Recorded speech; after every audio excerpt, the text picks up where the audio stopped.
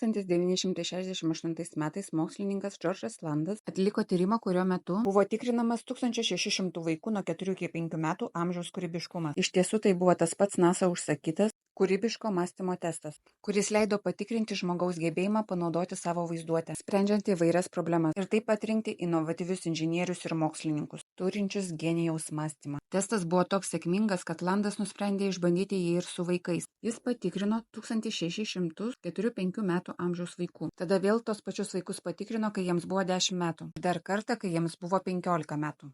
Rezultatai tiesiog pribloškė. Kai testavo 5-mečius, net 98 procentai pasiekė genijaus lygio kūrybiškumą. Kai testavo 10-mečius, jau tik 30 procentų vaikų pasiekė genijaus lygio kūrybiškumą. O tarp 15-mečių vos 12 procentų vis dar pasižymėjo genijaus lygio kūrybiškumu. O atlikus tą patį testą su 280 tūkstančių suaugusiųjų, paaiškėjo, kad vos 2 procentai išsaugojo savyje genijų. Wow.